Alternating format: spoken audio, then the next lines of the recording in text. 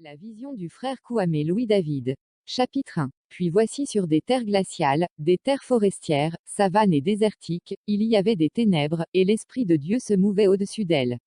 Ainsi donc frères, la Bible nous dit, dans 1 Thessaloniciens 5, 19 à 21. N'éteignez pas l'esprit, ne méprisez pas les prophéties, mais examinez toutes choses, retenez ce qui est bon. Je vous exhorte à partager ce message afin que plusieurs puissent entendre ce que dit l'Esprit aux églises.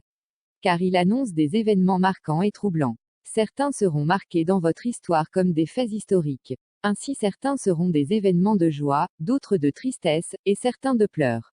Frères, il aura un temps de gloire, un temps puissant, un temps où tout œil verra ce que le Saint-Esprit fera dans cette nation. Pendant un temps, il aura de l'obscurité dans la nation. Ainsi qu'il aura aussi un temps où le jour se lèvera et la joie sera le partage de tous.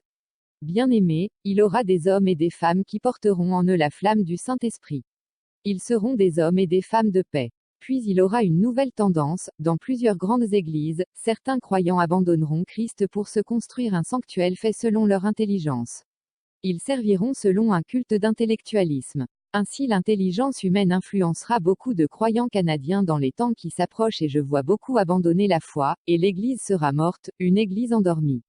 Puis voici une flamme du Saint-Esprit embraser tout le Canada, semblable à de la nuée. Au début beaucoup de chrétiens canadiens la condamneront pour ce qui elle est si vivante.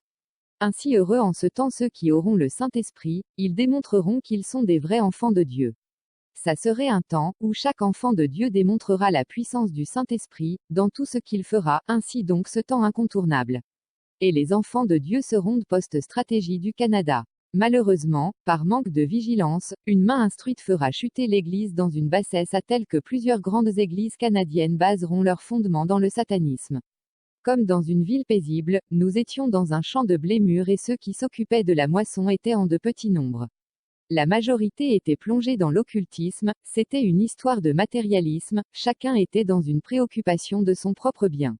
La vision du frère Kouamé Louis-David. Chapitre 1. Puis voici sur des terres glaciales, des terres forestières, savanes et désertiques, il y avait des ténèbres, et l'Esprit de Dieu se mouvait au-dessus d'elles. Ainsi donc frères, la Bible nous dit, dans 1 Thessaloniciens 5, 19 à 21.